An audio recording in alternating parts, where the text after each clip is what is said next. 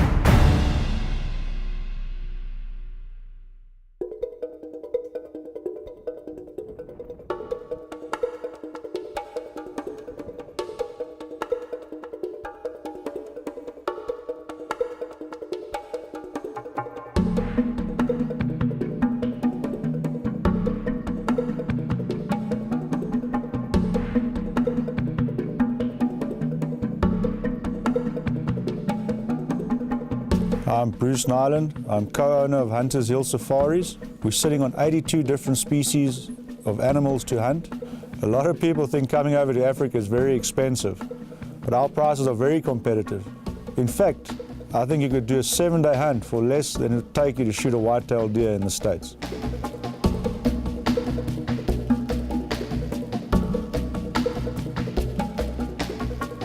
This is one thing I was not expecting, this cold weather. I mean, I'm prepared gear-wise for it, but what's it going to do to the animals? Most of the time the animals will sit tight, you know, because they were probably waiting for the sun to come out. But we'll try a different approach today. What I'm thinking we'll do is we'll get onto a high area, and I'm going to have our guys almost do those old traditional beats and see if anything comes our way and take it from there, you know.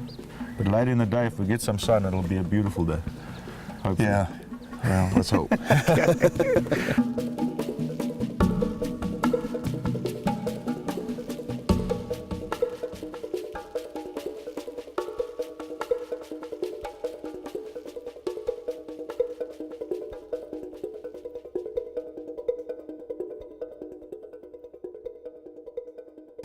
This will be good. All right, what we did, we just dropped the trackers off up on top of this big mountain where we had a beautiful view. I could have stayed up there and watched for a long time, but they're gonna push and see if they can run something down here.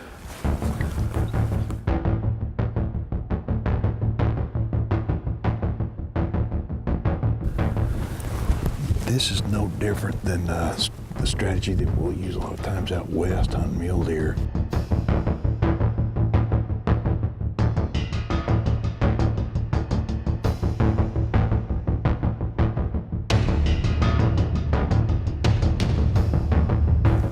This country, good Lord.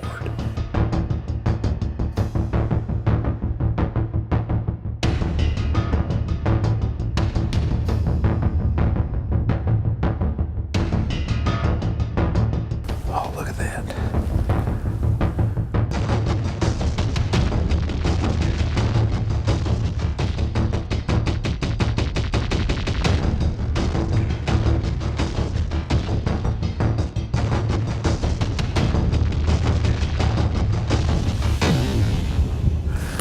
Can't believe the amount of game that has come out of this one push right here. We had a bunch of wildebeest come in. One of the problems that I'm having is being able to identify which animal Bruce wants me to shoot.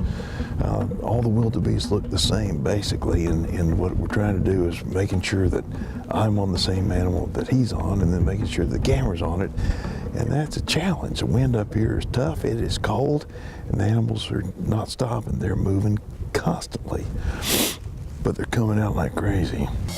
The High Road with Keith Warren is presented by Armasight, the titanium vacuum sealer, Supercharged Scent Killer by Wildlife Research Center, 99%, BSA Optics, Gamo Adult Precision Air Rifles, Texas Hidden Springs Ranch, and Gravedigger Broadheads.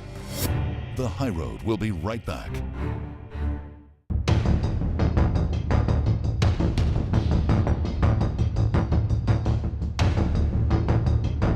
The beauty of Hunters Hill is if you're a first-time customer, client, or third, fourth return client, is when you come here, if let it be your first safari, you're going to get to see 20, 30, 40 different species. It's just, by the time you leave here, you almost know what you want to shoot the next time around. On this particular hunt, Keith wanted to do it all walk and stalk, and I think he's in for a big surprise. We're going to have to do a hell of a good job of communicating, Colton, because I do not. I'm going to be hard of hearing. I know you can hear me, but I'm not going to be able to hear you very well.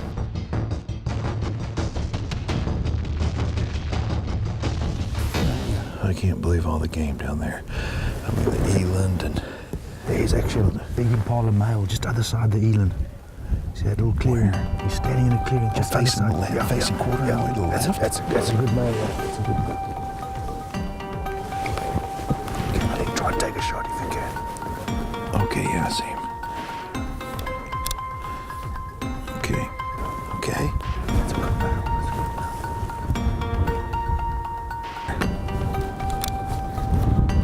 Boy, that wind is something now.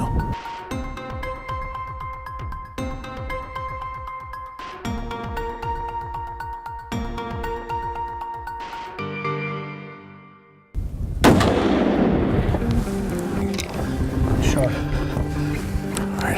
Run down there, but I'm sure he was going to lay down up down there. Yeah, he just laid down. Yeah. He just laid down. Perfect. Perfect. Tack around and drive around there. Boy, that wind is awful. It's good job. I know quite a few guys that have come to Africa hunting, and they have not been real happy. And what it is, they're not happy because the outfitter wasn't real clear to them the way he was hunting or where he was hunting.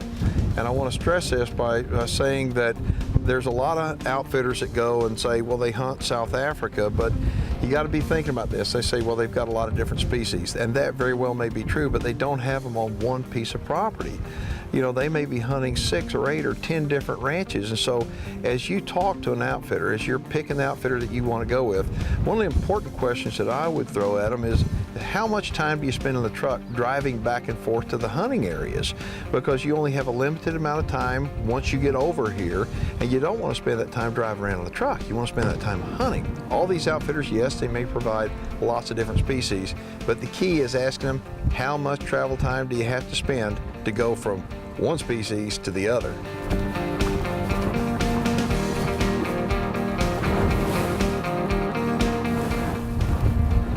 There is Roger.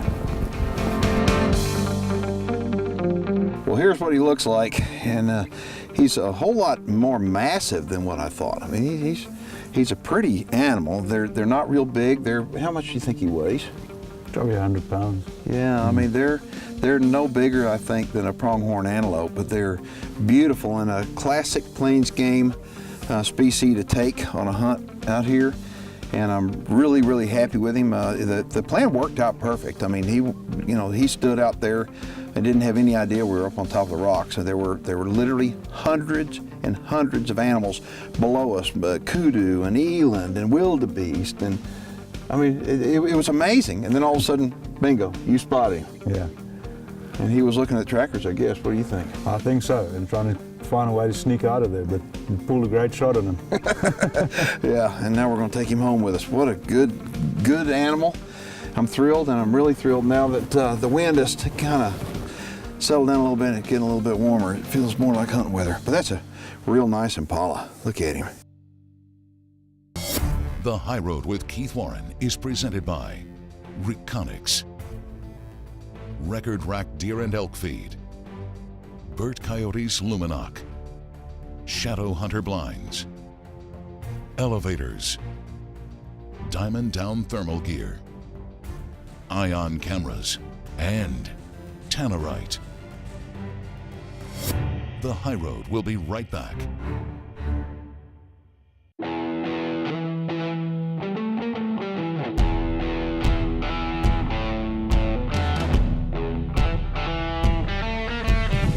It it never ceases to amaze me how camouflaged these animals are, whether you're talking about a giraffe or an eland or a kudu. They're camouflaged and they're doggone hard to see. And so it's a good thing to have multiple sets of eyes up here because they can move through that brush and if you're not looking right at them, you're not going to see them.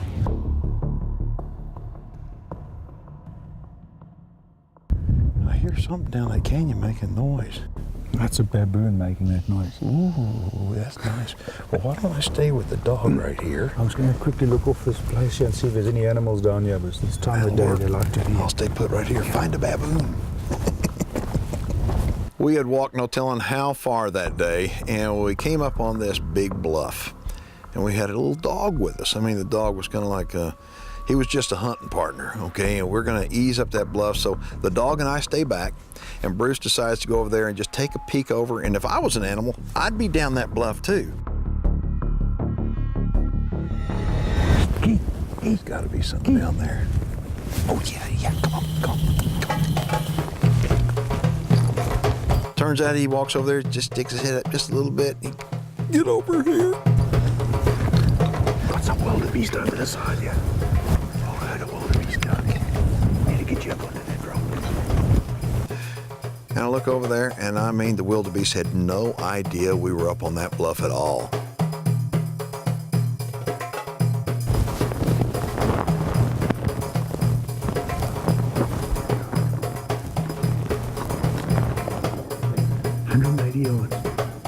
Second one from the left, the one that's standing broadside.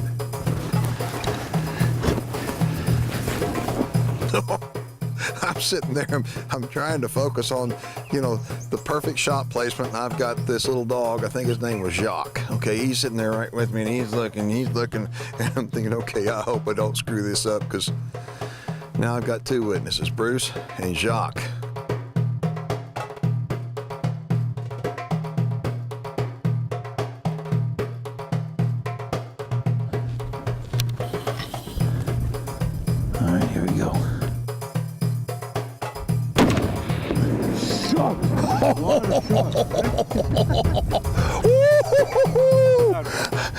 Oh, what do you think of that, big boy?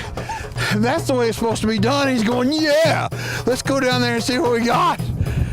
That right there dumped him on his butt now. My gosh. A wildebeest, well, some people think they're kind of ugly, but I think they're pretty cool. And they are big. They're big in the shoulders, small in the rump. They're built to run fast from the moment they hit the deck because predators will eat them. They've got great senses, a big old nose that can smell stink. They got great ears, great eyes, and they got it all. And I'm telling you what, if you're gonna put one down, you better make a good shot. This is just absolutely amazing. This is a big blue wildebeest. I mean, he's a good one, isn't he? He's exceptional. He's an exceptional bull. I think this bull, when we talk inches wise, will go over 30 inches, which is incredible. Bulls that big don't get shot every day. Really exceptional. I'll tell y'all something.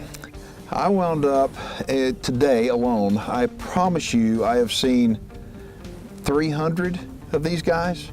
I mean, maybe 400 or 500, I don't know. I mean, you lose track. The only place I've ever seen more of these was watching The Lion King with the kids when they were little, because they were running all over on that movie, but they're running over like The Lion King right here at Hunter's Hill. I mean, this is, but you look at him, you can tell he's an old bull. Just look at his horns.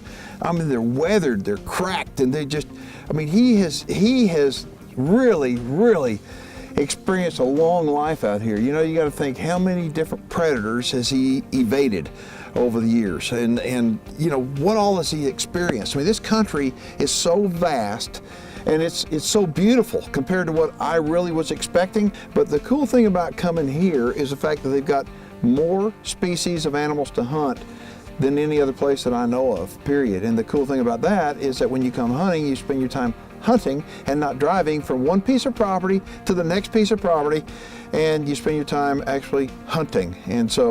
And that's one thing that when you wind up going, for example, to a sports show, and you see guys from South Africa all the time. I mean, there's lots of outfitters from South Africa. How do you pick a good one? Well, first off, that's a great one, all right? But how do you go about picking a good one? Ask lots of good questions and ask to talk to references. And so what I would encourage you to do, go to the website, go to Hunters Hill Safari's website. We've got a link right on the bottom of the screen right now. We also have a link off of our website to their website. Get on it and communicate with them via email is the best way. Anyway, this is a great outfit. I could not be more happy.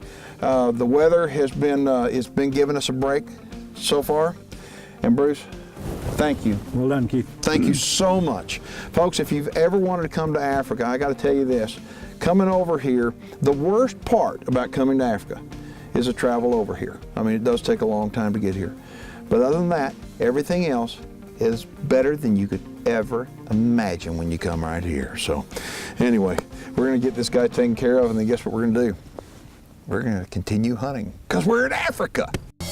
The High Road with Keith Warren is presented by Walls Outdoor Goods, Liberty Safe, Oilfield Camo, Savage Arms, OpticsPlanet.com, Darton Archery, Vortex Rangefinders, Supercharged Scent Killer by Wildlife Research Center, 99%, Castle Rock Outfitters, and Gerber. Tannerite brand binary exploding rifle targets presents viewer feedback. This is from a fellow by the name of Jack. He's from New York. He says, hey Keith, I'm in the market for a new safari rifle. I'm wondering if you had any recommendations. I want a rifle that is accurate and not too heavy because I do a lot of spotting and stalking. Thanks for your advice. Jack, that's a really good question. It's hard for me to really tell you specifically exactly what I would recommend because there's lots of questions. What are you going to be hunting? How far are you going to be shooting? Do you need to have open sights or do you need to have variable power scope? There's lots of questions. More than likely, what I would recommend is a bolt action rifle. I'd recommend something that you can shoulder real quickly. And what I like to do when I'm safari hunting, I like to actually take something that I use in North America for North American big game. Unless I'm hunting dangerous game in Africa, I'm using the same stuff over in Africa that I am in the United States for big game like mule deer, elk, and bear. So, you know, as far as a specific answer to your question, I can't give you one. There's just too many variables, but I would definitely go with a good bolt action rifle that shoulders quickly.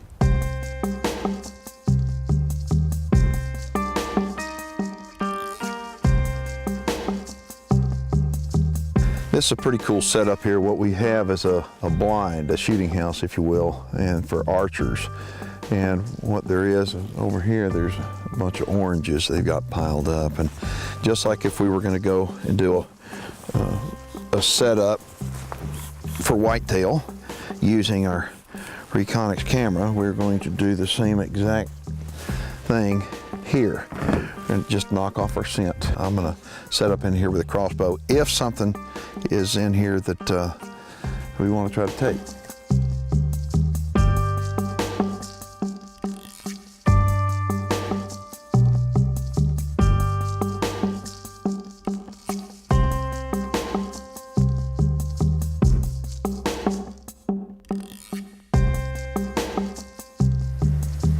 You can see that Reconyx game camera out there.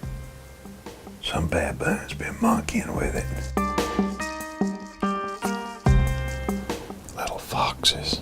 Those are cool looking little animals.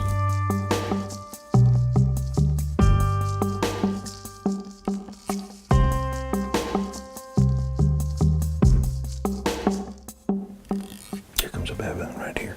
Here comes one. It's a big one too.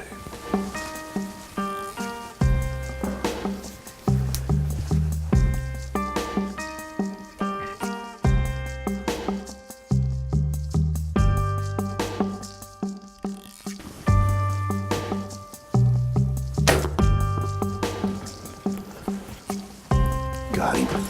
Got him. Got him.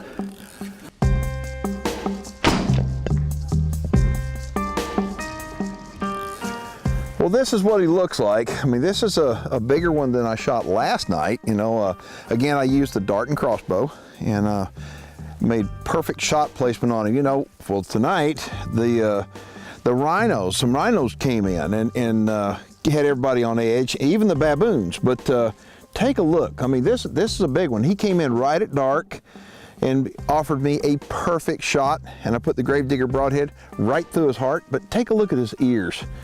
The ears are really cool looking, and he's got his eyes right here on the front of his head, looking straight forward, a long snout on him, and I'll tell you what, these guys got it all. I mean, they have got an unbelievable nose, and I am sure glad I sprayed down with scent killer. But, you know, some people like, you know, taking baboons, others don't. Personally, I like taking them, and given an opportunity, especially with my crossbow, I'm going to do it. So what a good way to round out the day, at least for me, not for him, but for me it was.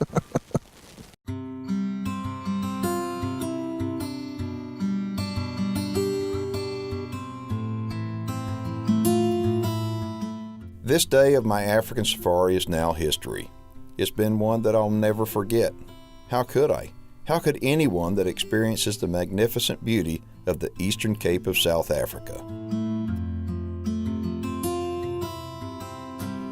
Hunting is not just about the killing of an animal. To me and my fellow hunters, we know that hunting is always about the joy of the hunt.